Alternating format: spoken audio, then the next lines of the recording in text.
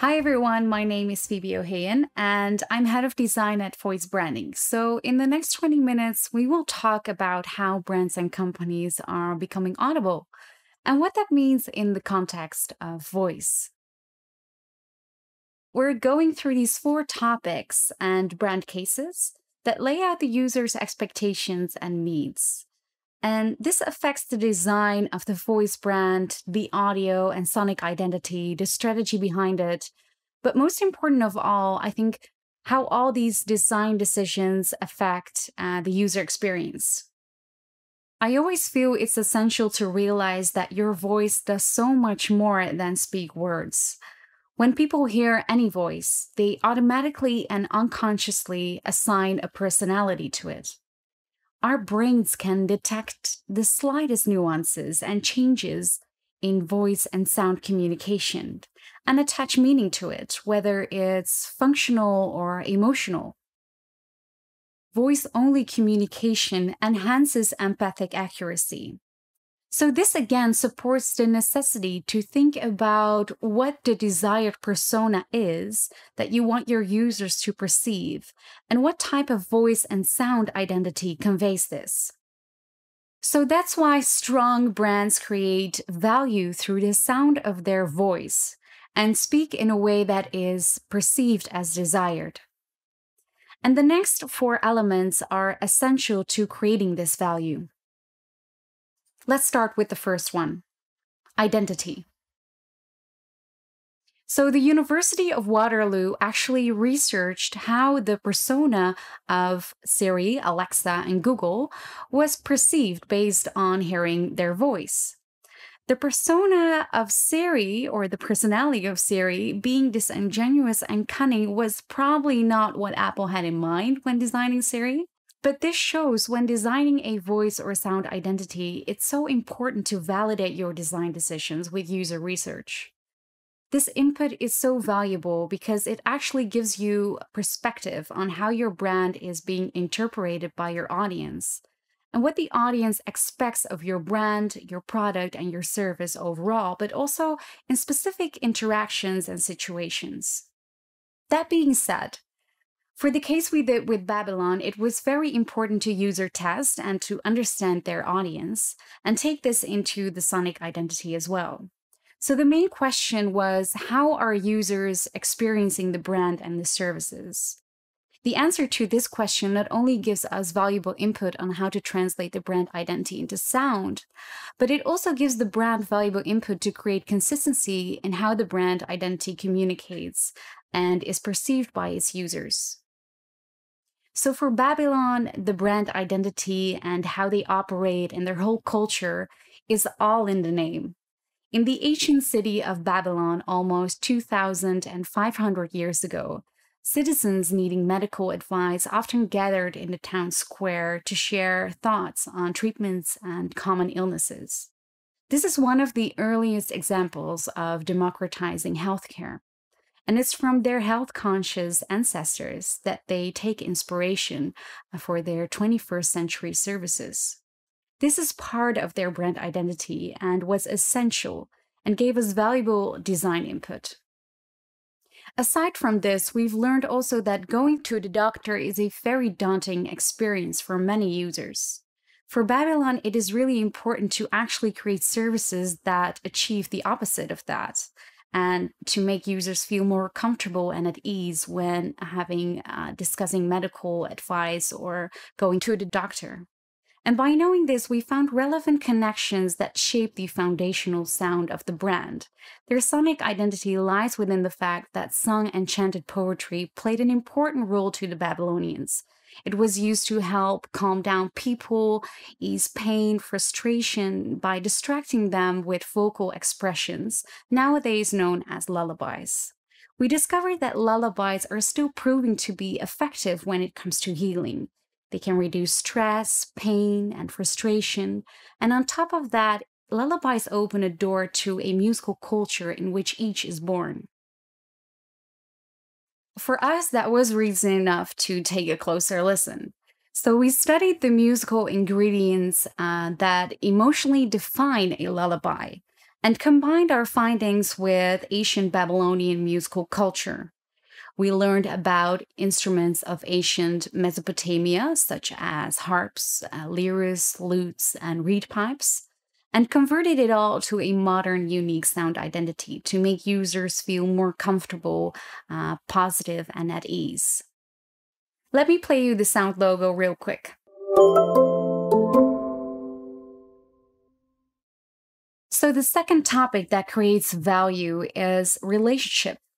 The relationship you have as a brand with the consumer and the consumer has with your brand. KFC Canada has created a food ordering voice service that is really worth making a remark about, because they understand the importance of their brand persona and their identity, and the relationship consumers have with their brand and product and services. By recreating the voice of company founder Colonel Harlan Sanders, they created a distinctive KFC food ordering experience. It really differentiates from their competitor Foodora, where consumers could already make food purchases via Alexa. But it also differentiates and is very distinctive from the generic Alexa voice itself of the voice assistant. Besides ordering food, consumers can talk to Colonel Harlan Sanders about chicken. It allows the brand and the consumers to connect regarding their passion for food, and in this case, chicken. So this shows KFC understands that Alexa is actually not capable of maintaining the relationship they have with the consumer, and is not up for the task to provide the desired service and the brand experience. Who's in for a joke? Let's listen to the same joke by Alexa and our KFC chief. Hi, I'm Colonel Sanders, the founder of Kentucky Fried Chicken. Let me tell you a joke. What do you call a chicken crossing the road? Poultry in motion. Got it. Poultry in motion. Food for laughter. Hi, I'm Colonel Sanders, the founder of Kentucky Fried Chicken. Let me tell you a joke. What do you call a chicken crossing the road?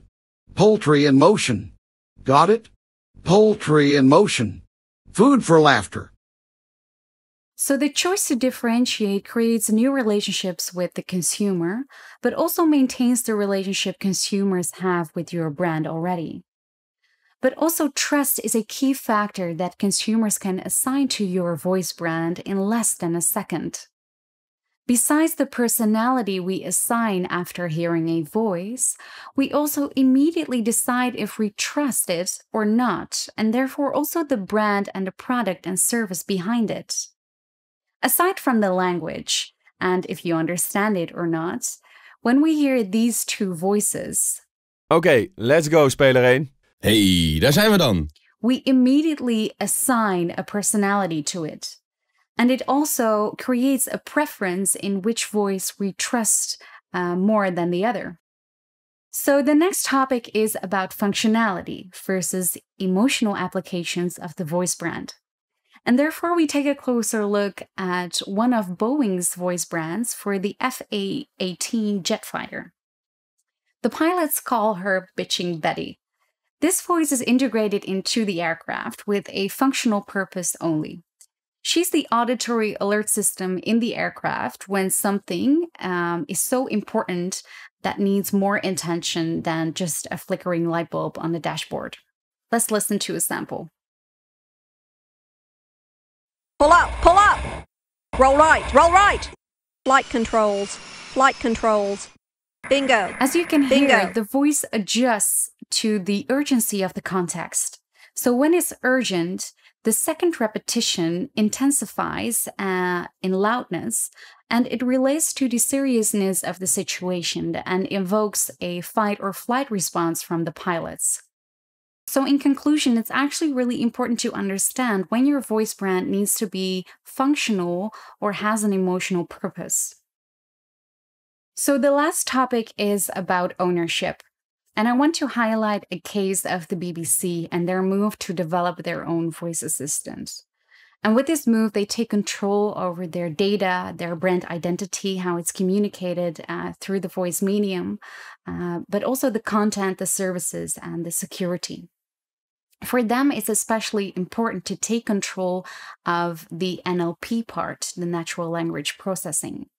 So therefore, it's recording its own staff for speech data to train their voice model to recognize actually all the British accents, with a particular focus on harsh accents that the Google Assistant and Alexa can't process.